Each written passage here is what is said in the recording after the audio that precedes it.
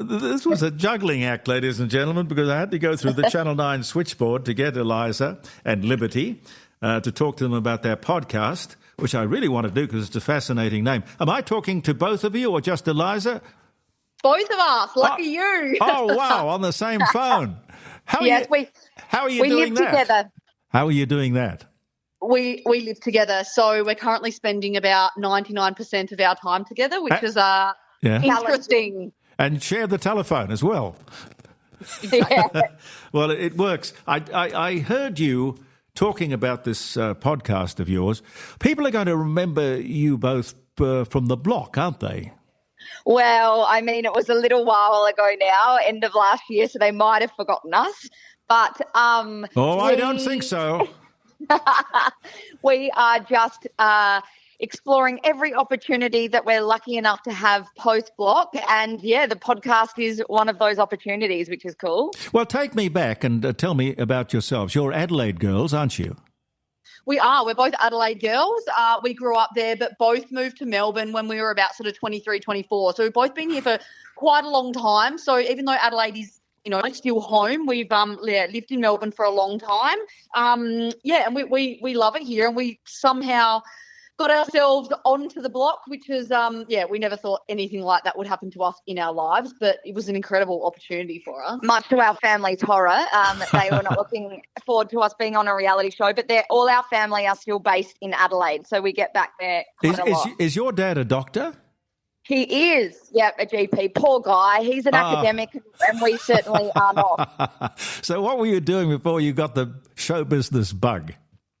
So, Liberty, I was working for a production company, doing producing for like TV advertisements and things, which, I really loved, and I still do freelance now. So, and then myself, Eliza, I was a personal assistant. So we sort of had an idea of behind the scenes things in that world, but it was a very different kettle of fish actually being in front of the camera and having to expose our whole lives. Yeah. But did your mum and dad ever do to you what my mother did to me, and that's take me to one side and say, listen, get a real job. Don't do this show business thing. Well, to be honest, this is what they were afraid of, this world where you can't control what goes to air. And so they would have preferred us maybe not to explore it.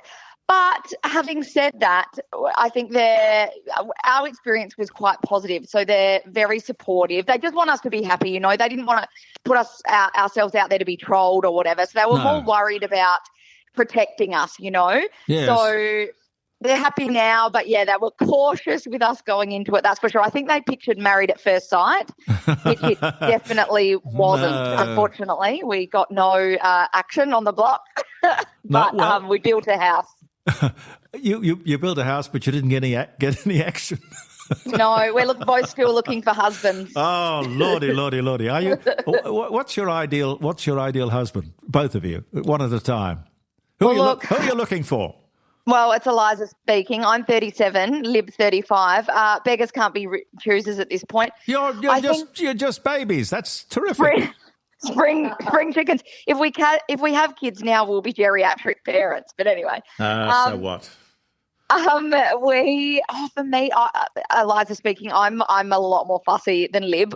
We both really like our lives, so it would have to be icing on the cake, to find someone. But I think I'm looking for someone who's confident and charismatic and funny, I think. What about you, Lib? Yeah, funny's top of the notch for me, and just someone who's really driven in what they do for a living, and who's got sort of their own independent life as well. That's for me.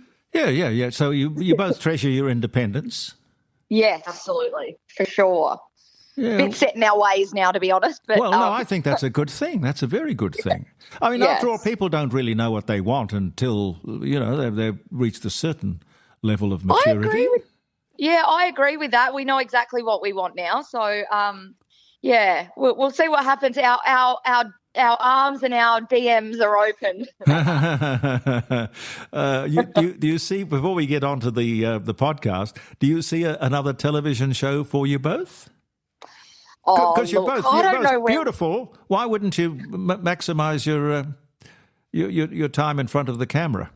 Look, we can assure you we won't be doing another dating one. We were like, a dating one, full stop. Like, people often ask us about maths and all those sorts of ones. We will not be doing that. No. It was enough for our parents for us to do the block. So none of that gear. I mean, who knows what down the track, maybe. We certainly haven't been offered anything at this point. But, we'd never say never. I don't know where we'd fit, but we'd give anything a try. Well, you're beautiful. You're both bubbly and entertaining. Oh, thank you. That's very kind. No, who came up with the podcast idea of Try Before You Die? Do you know what? It was a sort of a collaboration with Channel 9. We were liaising with them a bit as the block journey ended. And one thing that resonated with people most about us on the block was when we would do little challenges to win money for our house. And that was things that got us out of our comfort zone, like surfing, Ninja Warrior. What other gear did we do? Breakdancing. Wow. But and those things that we were most exposed with and embarrassed about were the ones that people really enjoyed watching and they were quite proud of us about. So we decided, hey, how can we sort of translate that or put it into a podcast format?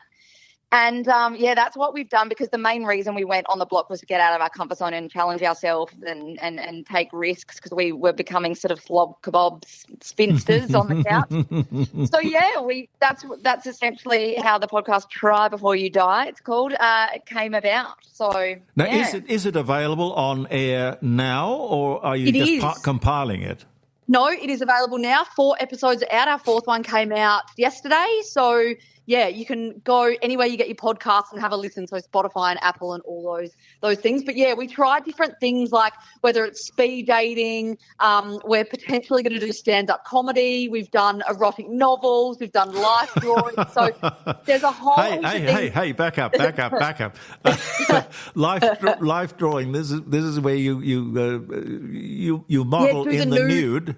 Yeah, I mean, we certainly aren't the models. We're just drawing the models. I see, right. You're drawing the model. Yes, absolutely. My God, we would never model. Like, kudos to the people that can do that. I'm just trying to picture your mother and father. Oh, God, no, that wouldn't fly with them, I don't think. No. Yeah, so that's in an upcoming episode. So, we just try weird and wacky things that either people suggest or we come up with, and then we come back together and talk about our experience, and often it makes for a funny or, revolutionary kind of, experience for us. Finding as well. Do you do one a week, or is it more often? We do one a week, one a week. So we go out and do the challenge that week and then talk about it and then, put it out to air not long after. Yeah. Well, I do a podcast.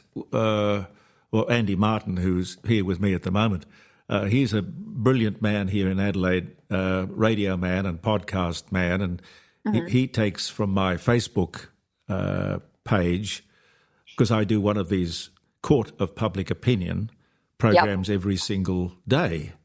And I think, wow. Andy, it'd be luxury to do one a week. I think maybe we ought to adjust this. I think these girls are onto something. They're onto something. Oh, absolutely. I can't. Imagine doing a challenge a day. My God, it's hard enough to do one a week. We don't have the energy for that. But we're actually finding it's exposing quite a lot about ourselves, like particularly the life drawing one. We went into it very judgmental, like, who are these sort of wackos that do this? I mean, that sounds awful. And we came out just really reflecting on, it was quite amazing. We really enjoyed it. And we thought, wow, what a shame that if we weren't forced to try certain things, we wouldn't know how amazing they are and how you just go through life judging things unless you try them, you don't know different. So it's really shining a light on our flaws and forcing us to try new things we ordinarily wouldn't. Well, staying with that point, the life drawing, do you take a microphone with you and talk to the model and find out what makes her or him tick?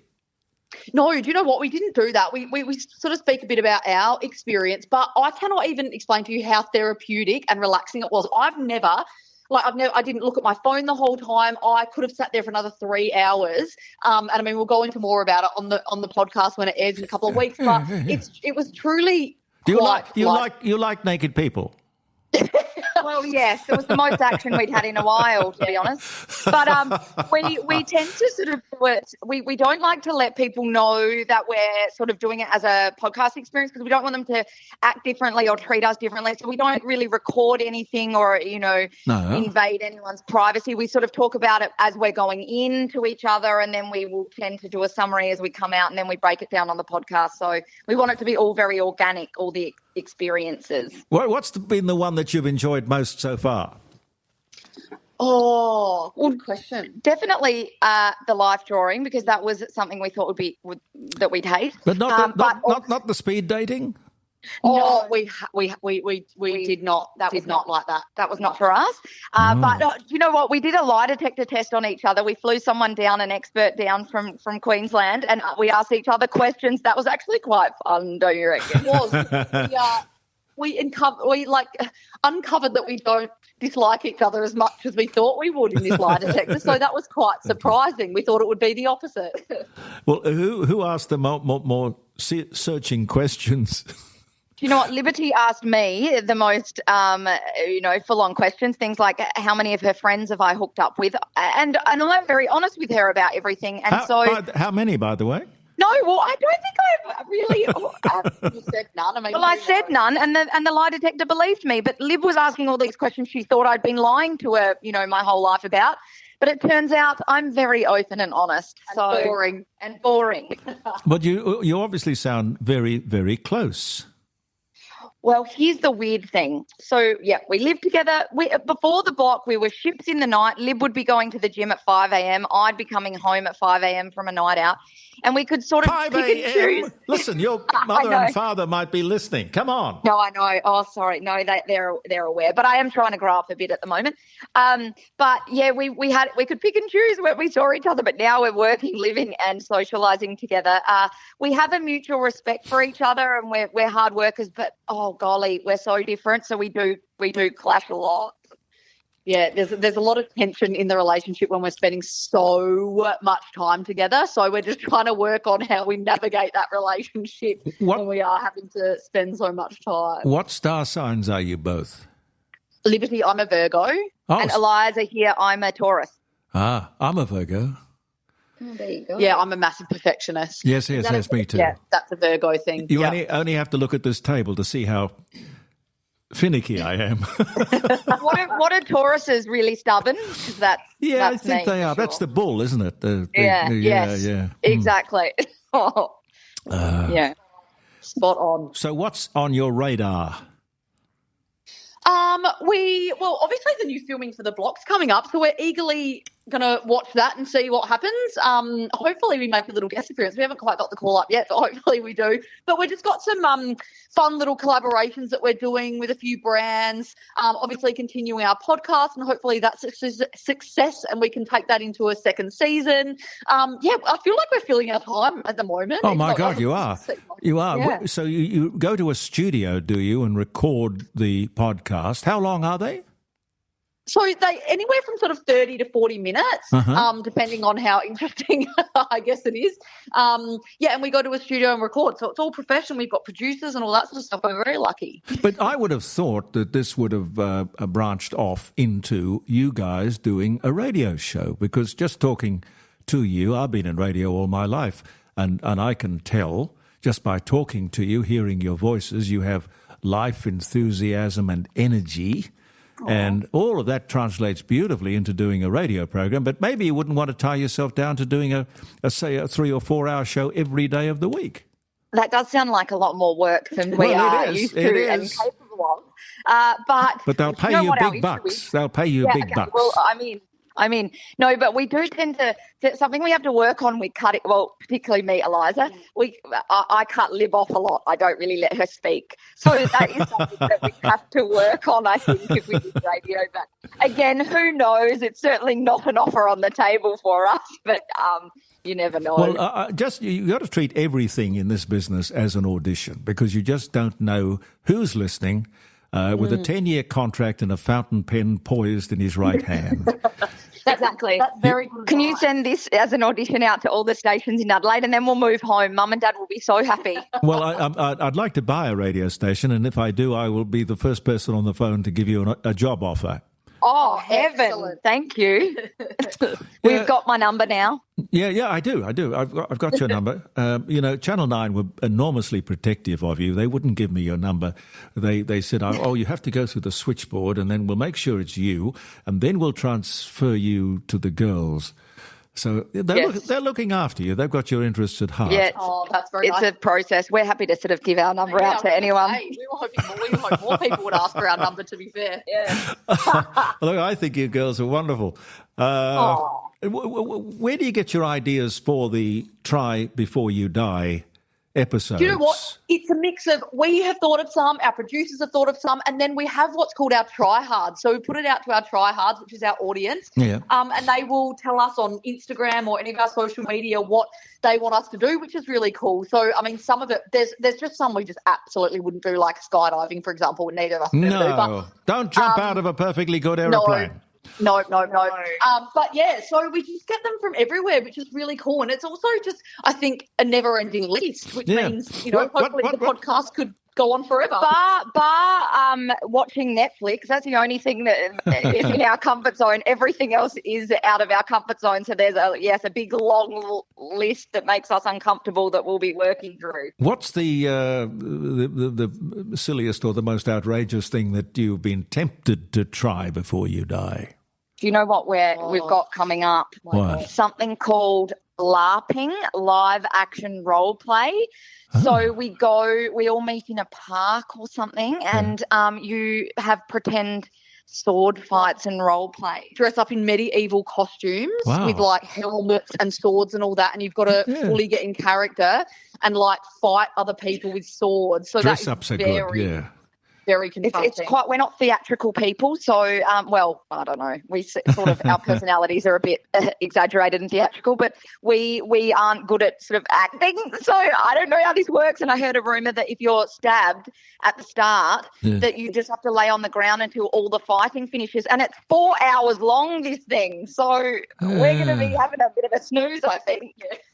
Yeah, it's a fascinating concept because a lot of things people should try before they die. Yep, and that's one of them we're going to be doing. So listen out. Yeah, the block. I can't quite remember how it ended up for you, but the block is a fascinating program in that it's been going for 20 or 25 years. They're doing the 20th season this year, which is pretty amazing. Given that when they started, they didn't think that they would even make it past sort of one season. So yeah, they've got something. It's something pretty good, and it was an incredible experience for us. Like we did very well. We came second in the end and walked away with over $1 million. So that's pretty incredible. I know. And you guys didn't know anything about building or zero. Nothing. We've rented our whole lives. Like when we have a problem with our washing machine or something, we just call our property manager and get it sorted through there. So we hadn't even picked up a paintbrush or anything. So it just goes to show, like, if we can do it, anyone can. So yeah, anyone that wants to give it a crack, go for it. That's amazing. Yeah, it was truly. We still giggle when we say how much we won because we still cannot believe it. It sounds bizarre, but it was so incredible. We were so lucky. Like we're not good savers, so the opportunity to be given money by Channel 9 to build a house was, I think, literally like a once in a lifetime opportunity because we're never going to save enough money to be able to do something like that. Because I can tell you, the minute I get my block money, I'm going to be spending that big time. I want to go overseas. Why haven't you got the money already? We get it in installments depending on when the house settles. So we're getting it I see. Yeah. So we'll be getting it shortly, and we are actually going to treat ourselves to a little overseas trip to Europe in July. Yeah. But then Liberty, I'm going to be smart and try and invest my money and save it, whereas Eliza just wants to spend it on expensive handbags and business class flights. Well, because it's something I've never had any money, so I'm like, what is this life that I can live for a year and then be poor again? It's a very, very good point. Let me think, when was it? 2005 or something. Anyway, the very first time I had some money, because I used to own a few radio stations and I sold them. Mm-hmm. The first thing I did was to go out and buy a brand new Rolls Royce. Yeah, because it was only a dream, you see, and you shouldn't. Yeah, exactly. But the funny thing about it is, you can be cheated out of your dreams by having them come true. Sometimes it's true. Sometimes it's better to have the dream than the reality. Yeah, that is so true. It's what do they say? Like, don't meet your heroes or something like that. It's a bit like that, just imagine what it could be like. Because if it does happen, it might not be everything you thought it was, and then it's over. I know. There was that song. I can't remember who did it. Dory Previn. I can't remember who it was, but it was called. Is That All There Is? Oh yeah. Do you remember that? Yeah. Is that all there is? So it didn't matter what they aspired to or what came true, what dream happened. You looked at it and thought, well, what the hell? Is that all there is? I think we can safely say that a Rolls Royce is not on our agenda. I don't think we're quite ready for that. No. Get married and make him bring one with him. And once you give us our radio gig and we negotiate a solid deal, maybe then we can get one. All right, you're on. You're on. Okay, you're deal. On. You look after yourselves. Congratulations on the idea. Whose idea was it? Who thought it up? Was it Eliza or Liberty?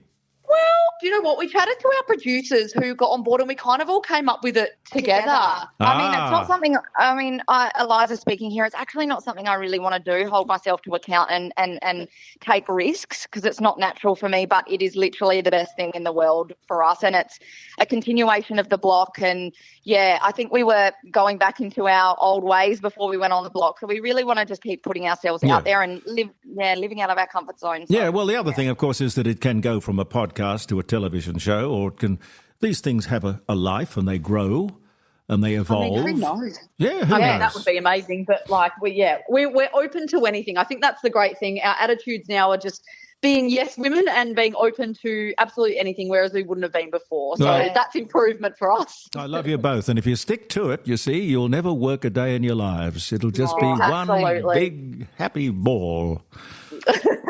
Thank you, Eliza. Thank you so much. It's been so wonderful chatting. Thank you for your interest. All the best. Thank you so much. Thank you. Bye. Bye. Eliza and Liberty Paschke. Try before you die. It's all of the things that you and I probably would not dare to even think about, let alone go out and do. But then again, why? I don't know. I'd have to think about it.